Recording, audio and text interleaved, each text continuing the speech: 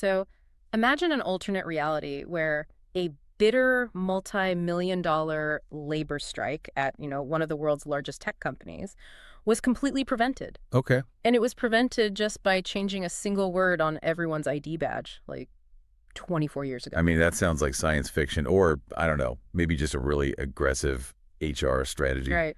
But when you actually start looking at the mechanics of human capital, like how we truly value the people doing the work, it starts making an unsettling amount of sense, Yeah, it really does.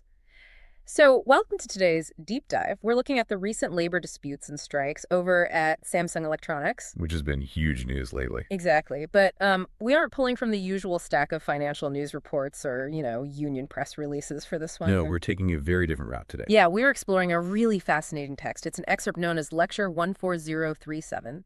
And this is part of a broader series of philosophical and honestly kind of spiritual discourses on societal structures. Right. It approaches this whole corporate crisis from a completely different dimension. It totally does. Our mission today is to explore a truly provocative premise from this source. Like, what if these modern corporate strikes aren't actually about money at all? Which is wild to think about. Right. What if they are actually the symptom of a profound crisis of identity, a lack of purpose, and like a catastrophic failure of the workplace to just evolve? Because the source requires us to look way past the picket lines and the bonus structures. We have to see a much deeper decay here. Yeah. It challenges the entire foundation of why a corporation even exists in the first place. So normally a corporate labor strike looks like pretty simple math, right? The workers want more money, management wants to keep costs down. They fight for a few weeks. Exactly. And eventually they meet in the middle. It's a known equation. It's a purely transactional equation. I mean, we categorize it as demands and concessions. Everyone signs a piece of paper, and then they just go back to the assembly line. But this source completely shatters that equation. Oh, entirely. The text looks at a strike, specifically the extreme scenario where workers are, threatening to shut down factories entirely. And it refuses to fall into that classic villain-victim dynamic. Right, so management isn't pure evil. Yeah, and the workers aren't just greedy. The strike is framed as a structural collapse. Which brings us to a really interesting point the source makes. It says the workers are essentially throwing a tantrum. Yeah. And the source doesn't use that as an insult against them. It's just a neutral observation. They're throwing a tantrum because they've been stuck in this laborer mindset for 30 years. And they literally lack the vision to know what they should actually be demanding. Yes. Look at the stark contrast the source paints here. You have employees who have spent 3 decades just doing what they're told, surviving on the wages handed to them with zero preparation for their own future. Well, the corporate executives above them are, sending their kids off to elite institutions like Harvard and Oxford. And you read that and think, well, obviously the workers should demand a bigger bonus to close that gap. Right. That's the natural conclusion. But the text says demanding more money misses the mark completely. So, okay, let's unpack this, because I want to look at this incredibly physical framework for wealth the source introduces. Oh, this part is brilliant. It's like winning the lottery without knowing how to manage wealth, right? Yeah. If you just throw cash at a structural wound without treating the bone, the money just vanishes. Exactly. What's fascinating here is how the source shifts the blame away from greedy workers or evil management and into this neutral observation about the physics of human capital. The physics of human capital, I love that phrasing. Yeah, and the source points out a really cool linguistic connection. The Korean word for money don shares a root with the concept of turning or circulating, which is donda. Wow, okay. So money is defined strictly as circulating energy. Almost like gravity. If your internal mass, like your knowledge, your substance, your wisdom, if that doesn't increase, you don't have the gravitational pull to keep that circulating energy in your orbit. You simply lose it. If you hand a massive bonus to someone whose internal mass hasn't grown, that energy naturally flows away from them. They might lose it to scams Or poor investments, or just fleeting lifestyle inflation. So if a worker's internal mass hasn't grown, giving them a bigger year-end bonus doesn't actually solve their underlying existential anxiety. It just temporarily pacifies them. Exactly. It's a Band-Aid. That is such a wild way to look at a corporate bonus structure. I mean, you aren't being denied money because the company is stingy. You're losing money because the company completely failed to increase your mass over the last 30 years. Which forces us to ask a very difficult question about corporate responsibility here. Yeah. If throwing money at the workers isn't the solution to their anxiety, what was the corporation supposed to be doing differently for the last 3 decades? Right. And to figure that out, we have to redefine what a tech giant like Samsung actually is. According to the source, Samsung's true value isn't its cash reserves. It's not its massive semiconductor manufacturing plants. No, the real asset is that it absorbed the top-tier talent of the entire nation. The citizens poured their energy into educating their kids, and the absolute best minds were funneled into these corporations. And because you have a building filled with the nation's best minds, the source argues the factory shouldn't be treated like a sweatshop. It must be treated as a giant research institute. Which brings us to the historical pivot that didn't happen, the big missed opportunity. The text claims that right at the turn of the millennium in the year 2000, the concept of the laborer should have been completely abolished for these intellectuals. Abolished entirely. Every single person working at the company should have been reclassified as a researcher. Okay, wait a minute.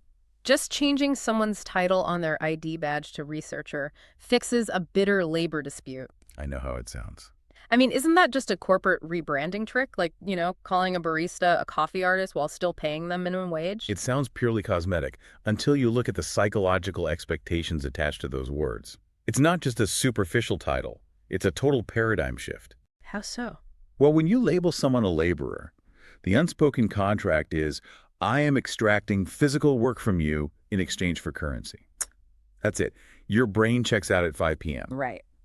But when you label someone a researcher, the contract changes entirely. It becomes you are part of a social school, and your job is to observe your environment, find inefficiencies, and actively grow your own intellectual mass. But applying that to, like, a security guard or a cafeteria worker, I mean, the source pushes this to the absolute limit. It talks about sanitation researchers and security researchers. But the environment of a research institute requires every component to function at a high intellectual level. Think about it. If a sanitation worker views themselves as a researcher, they aren't just mopping a floor. Okay, what are they doing then? They're analyzing foot traffic patterns to optimize cleaning schedules.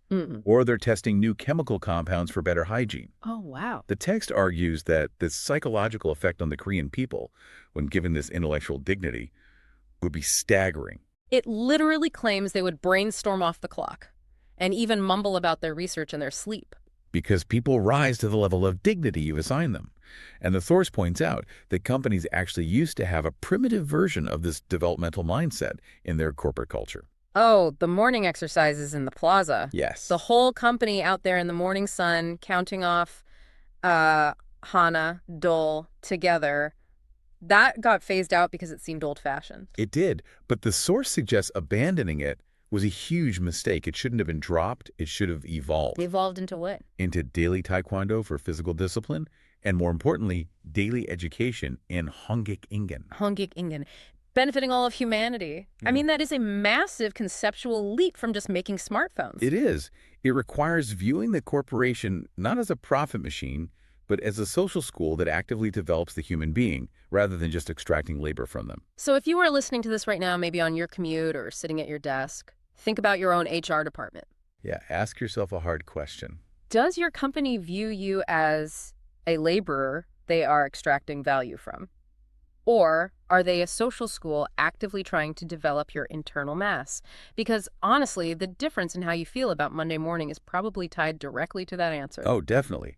But a school cannot function without a curriculum. And more importantly, it cannot function without a principal. Right. So if we accept this premise that a corporation needs to be a social school, we have to look directly at the leadership. And for Samsung, that means looking at Lee Jae-young. The source provides this very specific 3-generation rule to understand his current predicament, which is super interesting. It really frames a crisis perfectly. Yeah, so the first generation is the founder who sets the philosophical path. The text specifically mentions the original child group, which, listeners might not realize was the foundation of what we now call the Samsung empire. Right. And it emphasizes that they operated heavily on a family concept. Then the second generation takes over and expands that foundation into a massive global empire. They build the factories, established global dominance. And then we get to the third generation. Exactly. The third generation, where Li Jiayong sits today, has to actually operate and manage this behemoth. But the source claims the current labor crisis exists because the original family core from that first generation has been completely destroyed. So Lee's challenge isn't fixing a supply chain.